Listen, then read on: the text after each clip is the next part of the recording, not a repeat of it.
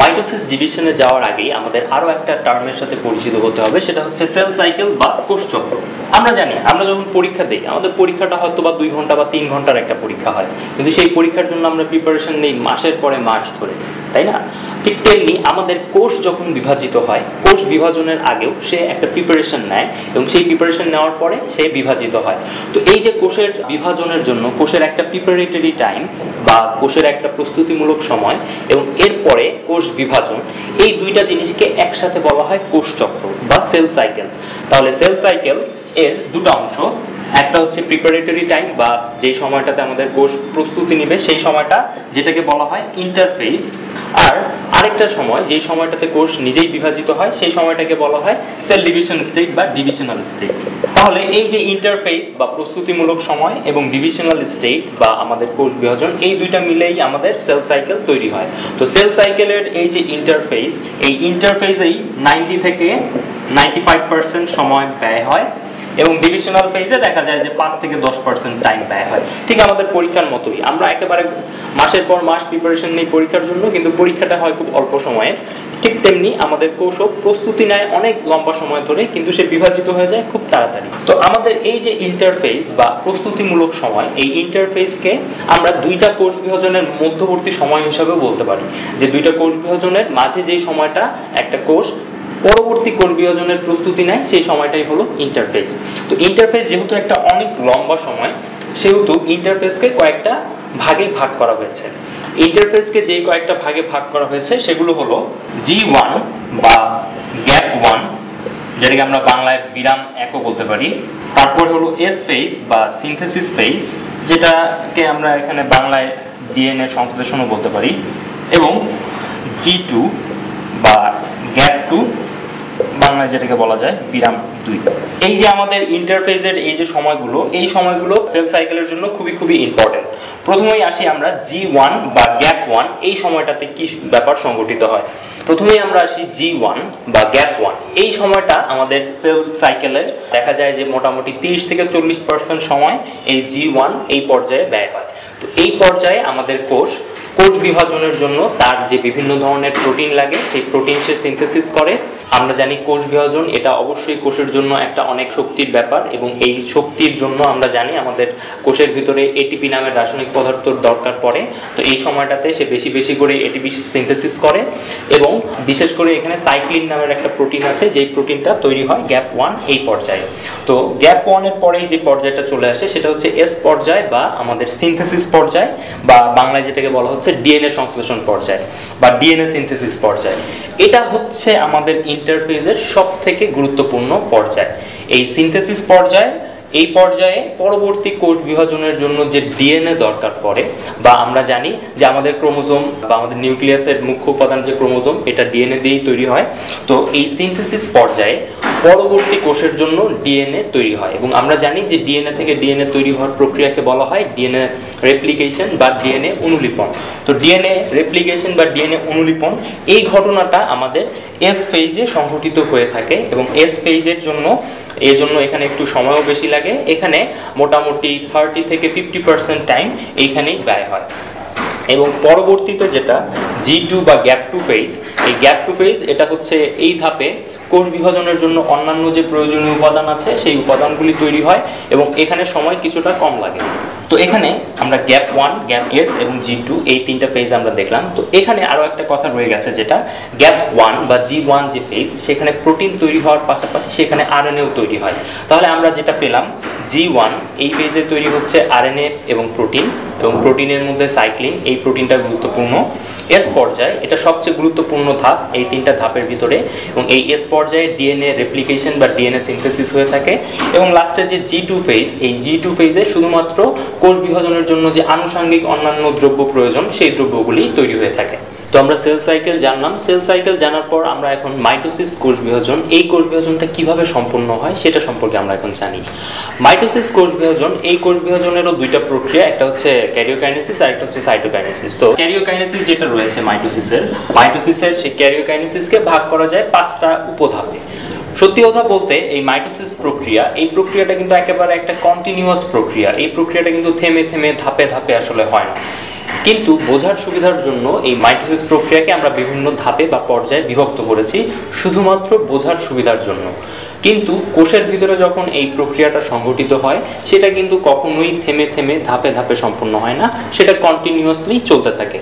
তো মাইটোসিসের যে ধাপগুলি রয়েছে সেটাকে মোটামুটি 5টা ভাগে ভাগ করা যায় বা 5টা স্টেপে ভাগ করা যায়। প্রথমটা হলো প্রোফেজ, দেন হলো প্রোমেটাফেজ, মেটাফেজ, অ্যানাফেজ এবং হলো টেলোফেজ। তো এই যে 5টি ধাপ বা 5টি পর্যায়, এই 5টি ধাপ বা পর্যায় এদের যে নাম, এই নামের কিন্তু অর্থ রয়েছে। প্রো এই শব্দটার অর্থ হলো একেবারেই আদি বা একেবারে ইনিশিয়াল অথবা একেবারেই প্রথমে। তাহলে প্রোফেজ এটার অর্থ হলো একেবারেই প্রথম ধাপ। পরবর্তীতে প্রোমেটাফেজ, প্রো শব্দটার আগের মতোই, এটার অর্থ হচ্ছে আগের বা ইনিশিয়াল। মেটা মানে হচ্ছে মাঝখানে, আর ফেজ মানে আমরা জানি ফেজ মানে হচ্ছে ধাপ। তাহলে প্রোমেটাফেজ মানে হলো মাঝখানের যে ধাপ তার আগের ধাপ। তাহলে এর পরবর্তী যে একেবারে মাঝখানের যে ধাপ সেটা হলো মেটাফেজ। মেটা মানে মাঝখানে এবং ফেজ মানে হলো ধাপ, তাহলে মেটাফেজ মানে হলো মাঝখানের ধাপ। তারপরে এই পরবর্তীটা, এটা আসলে ঠিক মেলানো যাবে না, অ্যানাফেজ। অ্যানা মানে হচ্ছে দেহ বা বডি, আর ফেজ মানে তো ধাপ। তাহলে অ্যানাফেজ মানে এরা যেমন একেবারে সিকোয়েন্সিয়ালি আসছিল, এই অ্যানাফেজ এই নামটা সেভাবে সিকোয়েন্সিয়ালি আসবে না। এবং সবার শেষে যেটা আছে সেটা হলো টেলোফেজ। টেলো মানে হচ্ছে শেষ এবং ফেজ মানে হলো ধাপ, তাহলে টেলোফেজ মানে হলো শেষের ধাপ। তাহলে এই যে 5টা ধাপ রয়েছে, এই 5টা ধাপের ভিতরে কি কি প্রক্রিয়া সংঘটিত হয় সেই জিনিসটা আমরা এখন পর্যায়ক্রমিকভাবে জানবো। প্রথমেই আসি প্রোফেজ। প্রোফেজ যে ধাপটা রয়েছে, প্রোফেজ ধাপে কি প্রক্রিয়া সংঘটিত হয়? আমরা জানি একটা কোষ, সেই কোষের যে একেবারে মাঝখানে নিউক্লিয়াস থাকে, আমরা যেহেতু জানি যে এই প্রোফেজ বা এই ধাপগুলি হচ্ছে ক্যারিওকাইনেসিস অর্থাৎ নিউক্লিয়াসের বিভাজনের সাথে জড়িত, তাহলে আমরা নিউক্লিয়াসের উপরে এখানে মেইনলি ফোকাস করব। আমরা জানি নিউক্লিয়াসের ভিতরে সুতার ন্যায় নিউক্লিয়ার রেটিকুলাম বা ক্রোমাটিন তন্তু বিদ্যমান থাকে। তো আমাদের এই প্রোফেজ ধাপে এই নিউক্লিয়ার রেটিকুলাম বা ক্রোমাটিন তন্তু এরা ডিহাইড্রেটেড হয় বা এরা জল বিয়োজন করতে শুরু করে। তো এই যে ডিহাইড্রেশন, এই ডিহাইড্রেশনের ফলে ক্রোমাটিন তন্তুগুলি বা নিউক্লিয়ার রেটিকুলামগুলি ধীরে ধীরে মোটা এবং খাটো হতে থাকে। এবং এরা যখন মোটা এবং খাটো হতে থাকে তখনই তাদেরকে মাইক্রোস্কোপের নিচে আমরা বিশেষ রঞ্জক পদ্ধতির মাধ্যমে তাদেরকে দেখতে পারি। আমরা জানি যে একটা কোষের ভিতরে আমরা কখনোই আসলে সাধারণ অবস্থাতে ক্রোমোজোমকে দেখতে পারবো না। ক্রোমোজোমকে যদি আমরা দেখতে চাই তাহলে সেই ক্ষেত্রে অবশ্যই সেই কোষটাকে বিভাজনরত কোষ হতে হবে এবং কেবলমাত্র বিভাজনরত কোষেই বিশেষ প্রক্রিয়াতে আমাদের ক্রোমোজোমগুলিকে দেখা সম্ভব। তো যেমনটা বলছিলাম, প্রোফেজ ধাপে আমাদের নিউক্লিয়াসের ভিতরে যে নিউক্লিয়ার রেটিকুলাম থাকে তারা ডিহাইড্রেটেড ফলে মোটা এবং খাটো হয় এবং এর ফলে এদেরকে দেখা যায়। এবং এই পর্যায়েই আমাদের ক্রোমোজোমগুলি সেন্ট্রোমিয়ার ছাড়া সমস্ত ক্রোমোজোমই লম্বালম্বিভাবে বিভক্ত হয়ে ক্রোমাটিড তৈরি করে। অর্থাৎ আমরা যদি বাইরে থেকে দেখি, এই হলো একটা ক্রোমোজোম। এই ক্রোমোজোমটি এই সেন্ট্রোমিয়ার মাঝখানে সেটি সেন্ট্রোমিয়ার দিয়ে যুক্ত থাকে। এই সেন্ট্রোমিয়ার ছাড়া তারা লম্বালম্বিভাবে 2টা ভাগে বিভক্ত হয়ে যায় এবং তৈরি করে 2টি ক্রোমাটিড। প্রোফেজের প্রথম কথা হলো যে এই ধাপে ডিহাইড্রেশনের ফলে আমাদের ক্রোমাটিন বা নিউক্লিয়ার রেটিকুলাম এটা ক্রোমোজোমে পরিণত হয়। ক্রোমোজোমটি সেন্ট্রোমিয়ার ব্যতীত সম্পূর্ণ দৈর্ঘ্য বরাবর বিভক্ত হয়ে একটা ক্রোমোজোম থেকে 2টা ক্রোমাটিড তৈরি হয়। এবং তৃতীয় কথা হলো যেটা, এই আমাদের প্রোফেজ ধাপে নিউক্লিয়ার মেমব্রেন এবং মাঝখানে থাকে নিউক্লিওলাস। এই নিউক্লিয়ার মেমব্রেন এবং নিউক্লিওলাস এই 2টা জিনিস আমাদের প্রোফেজ ধাপে বিলুপ্ত হতে শুরু করে। তাহলে প্রোফেজ ধাপের ভিতরে আমরা যদি পয়েন্ট দিয়ে করে করে লিখি, প্রথমে লিখতে হবে ক্রোমাটিন, এটা থেকে হলো ক্রোমোজোম। দ্বিতীয় কথা হলো আমাদের ক্রোমোজোম সেটা লম্বালম্বিভাবে বিভক্ত হয়ে ক্রোমোজোম থেকে ক্রোমাটিডে পরিণত হয়। এবং তৃতীয় কথা হলো এই ধাপে নিউক্লিয়ার মেমব্রেন এবং নিউক্লিওলাস এই 2টা জিনিস বিলুপ্ত হয়ে যায়। তো প্রোফেজ ধাপের পরেই যে ধাপটা শুরু হয় সেটা হলো প্রোমেটাফেজ। প্রোমেটাফেজ ধাপে আমরা শুধুমাত্র একটা কথাই মনে রাখবো যে প্রোমেটাফেজ এই ধাপে একটা স্পিন্ডল অ্যাপারেটাস বা মাকু যন্ত্রের উদ্ভব হয়। এই স্পিন্ডল অ্যাপারেটাস বা মাকু যন্ত্র, এই মাকু যন্ত্রটা উদ্ভিদ কোষের ক্ষেত্রে মাইক্রোটিবিউলস থেকে তৈরি হয় এবং প্রাণী কোষের ক্ষেত্রে এটা তৈরি হয় সেন্ট্রিওল থেকে। আমাদের এই যে মাকু যন্ত্র, এই মাকু যন্ত্রটা আসলে প্রোটিন দ্বারা নির্মিত এবং মাকু যন্ত্রের ভিতরে কিছু ফাইবার বা কিছু তন্তু বিদ্যমান থাকে। এই মাকু যন্ত্রের সাথে আমাদের যে ক্রোমোজোমের যে সেন্ট্রোমিয়ার থাকে সেই সেন্ট্রোমিয়ারগুলি এসে সংযুক্ত হয়ে যায়।